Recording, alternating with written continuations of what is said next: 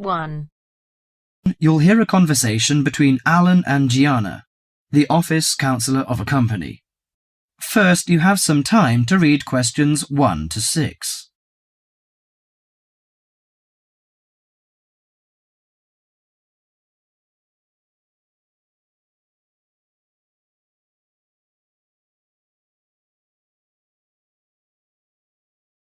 Now listen to the conversation and answer questions 1 to 6. What's up, Gianna? You look like you're in bad shape.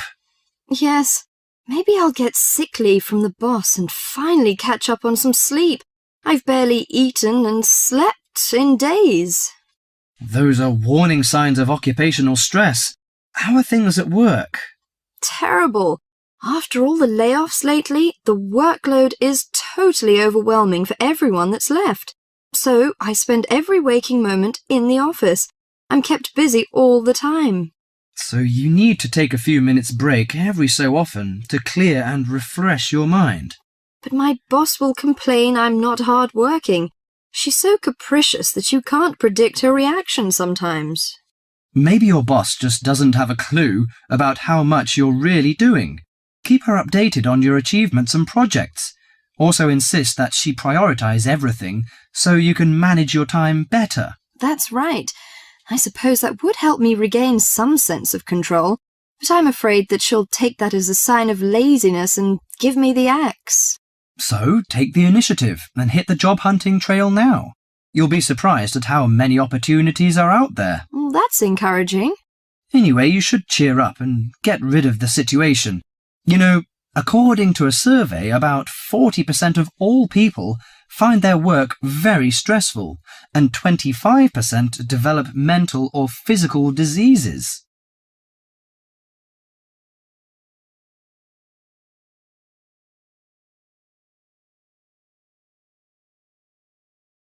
Before you hear the rest of the conversation, you have some time to look at questions 7 to 10.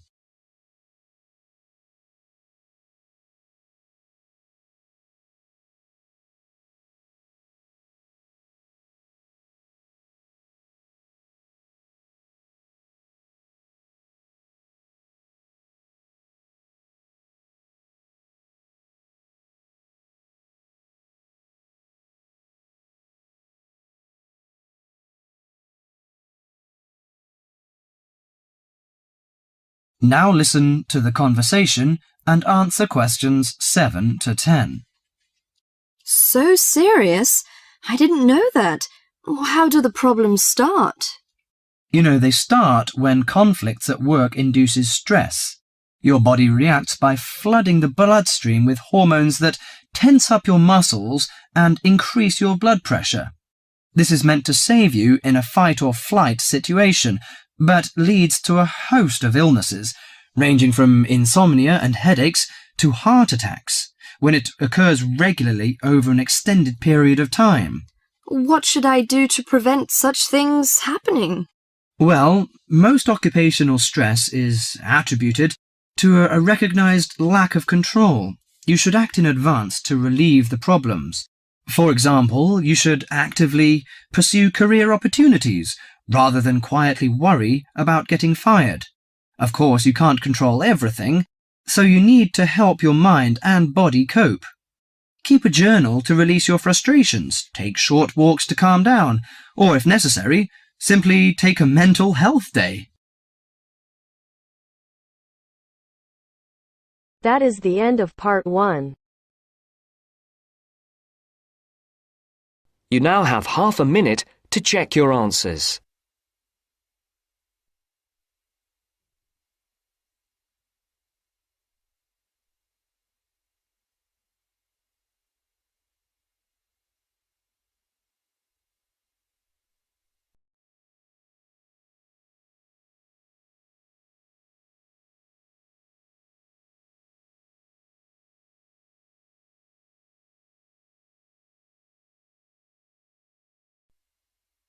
Now turns to part 2.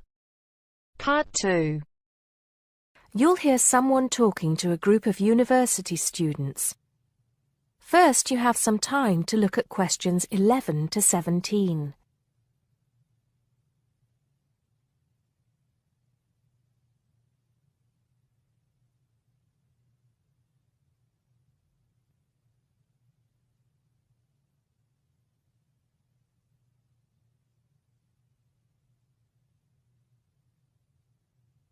Now listen carefully and answer questions 11 to 17. Good morning, everybody, and welcome to Upton University. I hope you are settling in and beginning to find your way around. I know how confusing it can be when you start life at university, and that's why we have Freshers Week to help you find your feet. Before I go any further, I should perhaps introduce myself. My name is Sally Jackson, and I am the Secretary of the Students' Union, which has organized this week of events for you. You will usually find me in the office on the first floor of this building when I'm not attending lectures. Anyway, down to business. Of course, there are a few things that you are obliged to get done during your first week here. But once you've opened a bank account, if you haven't got one already, seen your director of studies to discuss which courses you are going to take, and signed up with a doctor, there will be plenty of time left to enjoy the events we have arranged for the week. And have we got a lot lined up for you? Throughout the week from Monday to Friday, every morning starting at 10 a.m., there will be orientation and welfare events. These will include tours of the campus, which, as you have probably noticed, is the size of a small town with 9,000 residential students, as well as sessions on developing study skills. We also have tours of Upton itself arranged for you, with a bus leaving from outside this building every afternoon at 5 o'clock. There are a number of interesting things to do and see in and around Upton, so you can expect visits to the castle and museum as well as the popular Ghost Walk. You'll need to sign up for this one, as numbers are limited. Just put your name on the list on the notice board in the entrance lobby. An important event is scheduled for Monday, that's the day after tomorrow, when we will be holding the academic fair. This is an opportunity for you to speak to students and academic staff about the courses that are on offer. The academic fair starts at 1 o'clock, by the way. There are a couple of other fairs that I think will interest you. First of all, we have the Societies Fair on Tuesday the 16th, which I think is an absolute must. You might not believe it, but the university has over 150 societies and sports clubs you can sign up for, so you are sure to find something of interest to you. That also starts at 1 o'clock, and it will be here in the Union Building. Also in this building is the Trade Fair on Wednesday from 2 until 5 in the afternoon. This one might sound a bit strange because you will find a load of banks and other businesses here trying to get your custom.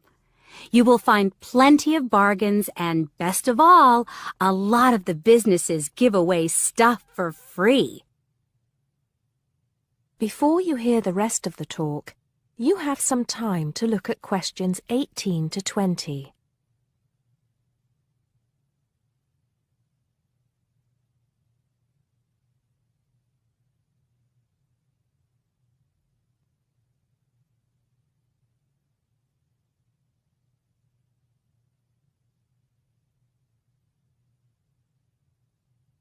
Now listen and answer questions 18 to 20.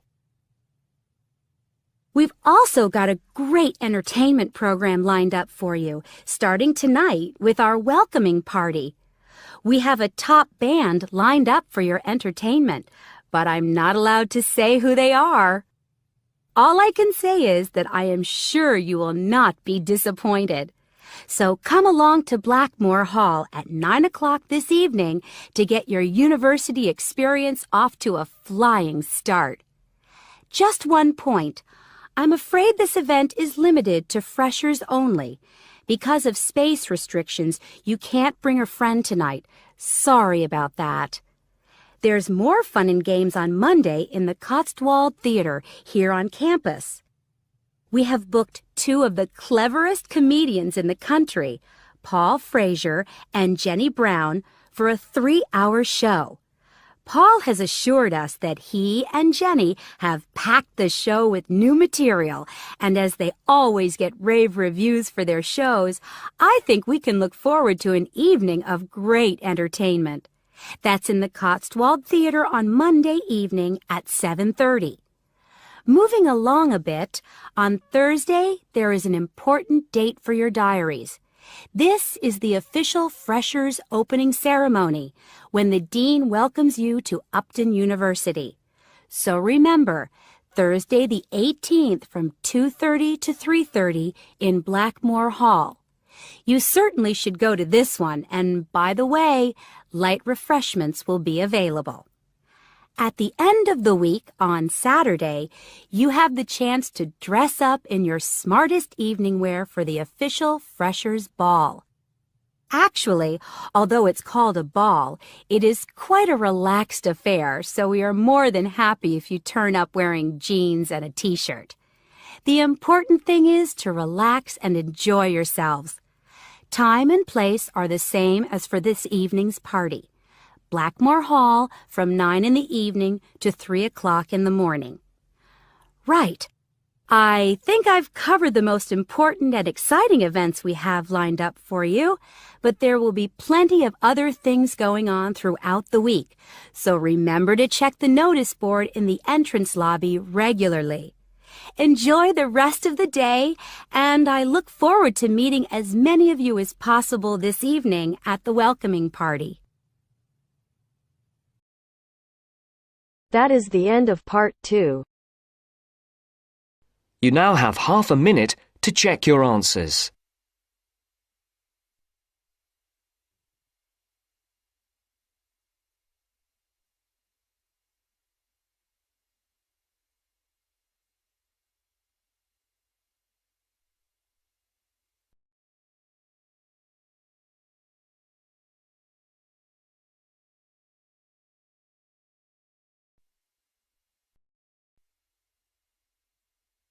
Now turns to part 3. Part 3. You are going to hear a tape recording of instructions and advice, which a woman called Martha has left for her friend John, who is coming to stay at her house and take care of it while she is away. First, you have some time to look at questions 21 to 24.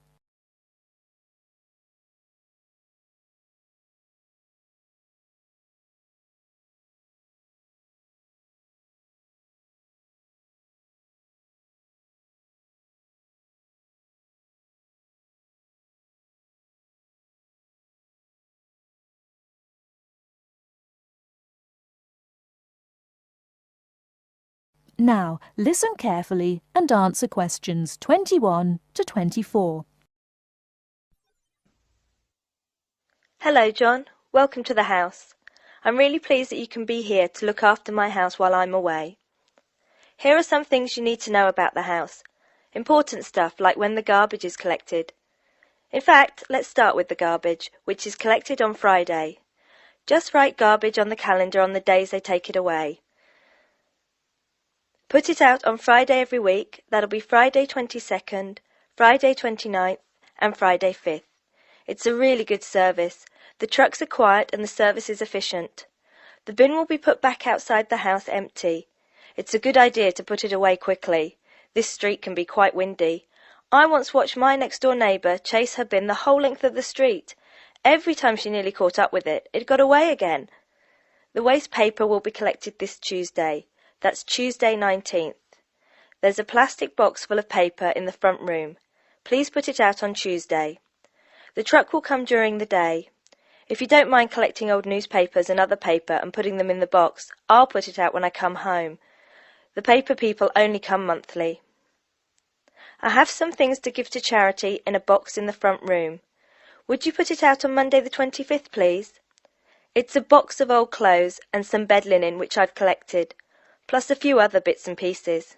Be careful when you pick it up, because it's heavier than you might expect. The charity truck will come by during the day on the last Monday of the month. If you want to use the library, you'll find it on Darling Street. I've left my borrower's card near the telephone. It has a very good local reference section if you want to find out more about this city. I'm sorry to say we don't have a cleaner. Oh yes, filters. Please would you change the filters on the washing machine on the last day of the month, which is Sunday the 31st. We find that the machine works much better if we change the filters regularly. The gas company reads the meter outside the house, so don't worry about that. I think that's all the information about our calendar of events.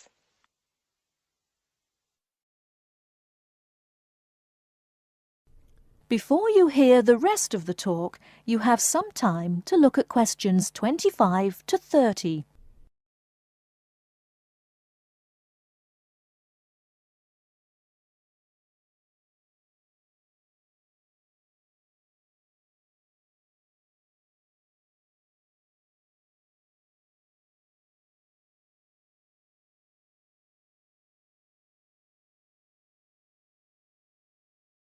Now listen and answer questions 25 to 30. Well, John, I'm trying to think what else I should be telling you. As you know, I'm going to a conference in London. I hope to have a little time to look around. It's a great city. I do hope I manage to get to at least some of the theatres and museums. I'm looking forward to all the things I have to do at the conference too. I'm giving a paper on Tuesday the 26th, and there are a couple of really exciting events planned later in the conference programme. I hope to meet up with an old teacher of mine at the conference. She taught English literature at my old high school, and we've kept in touch through letters over the years. She teaches now at the University of Durham, and I'm really looking forward to seeing her again. By the way, I expect you're hungry after your trip. I've left a meal in the refrigerator for you. I hope you like cheese and onion pie. Would you do me a favour, please? I haven't had time to cancel an appointment. It was made a long time ago, and I forgot about it until this morning. It's with my dentist for a check-up on Thursday the 28th. Could you please call the dentist on 816-2525 and cancel the appointment for me? Thanks a lot, John. One last thing. When you leave the house, make sure the windows and doors are shut, and set the burglar alarm. The alarm code number is 9120, enter. Have fun. I'll see you when I get back. This is your friend Martha saying goodbye. That is the end of part 3. You now have half a minute to check your answers.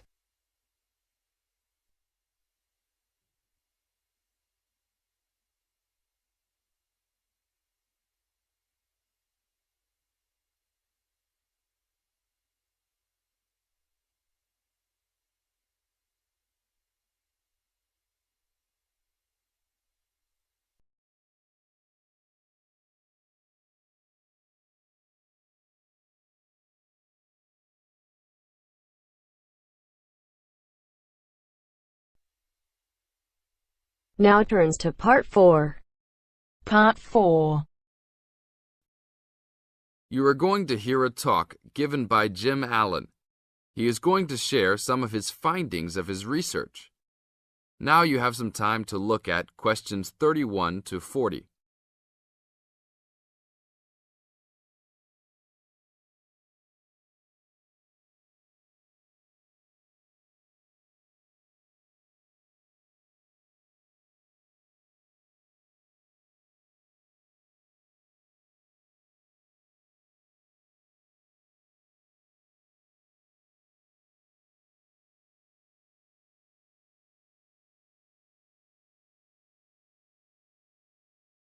Now, listen carefully and answer questions 31 to 40. Good morning. Today we'll be hailing from Jim Allen, who will be sharing some of the findings of his research project from last term. Jim. Thanks. Well, to start with, a little bit of background about the project. As you can see, our title is something that is relevant to everybody in this part of the world: water safety. These days, there's a lot more to water safety because of the increasing number and range of boats and other things people use on public waterways. I'd become interested through reports on radio about the number of incidents involving small powerboats and individual watercraft such as jet skis. It seemed to me that because these craft were essentially recreational and didn't require licenses to use, there was very little opportunity to influence the users towards being safety conscious. So, I decided to make this the focus of the project. For the research, we mainly relied upon talking to people, asking them questions in preference to using a written questionnaire. We interviewed a wide range of people at a number of popular swimming locations over 2 consecutive weekends and asked them what they'd observed or experienced themselves. The respondents were both male and female, but the men were just slightly in the majority. We were pleased with their willingness to talk about the subject, and all told, interviewed 145 people over the 2 weekends. So, what were the findings? As you can see, 86% of people reported having had some type of problem. A surprisingly large percentage, 27%, commented that they had found it necessary to shout at an offending powerboat, but the main type of problem was the deafening sound that some of the boats made. On occasions, this led to swimmers deciding to move to another location.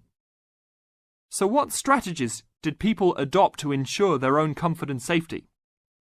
Let's have a look at the figures. First, it was noticeable that there were often distinctly different answers between men and women.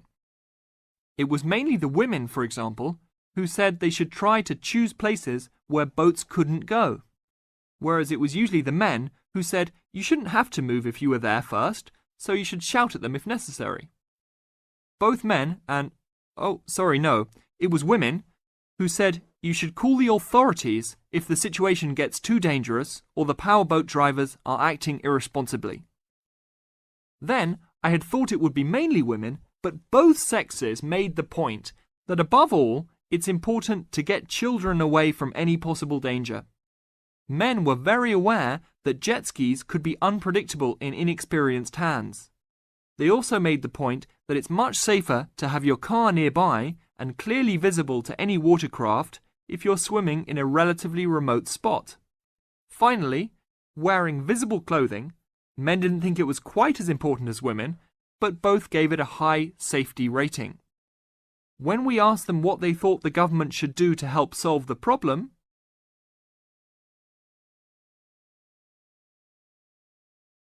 That is the end of part 4. You now have half a minute to check your answers.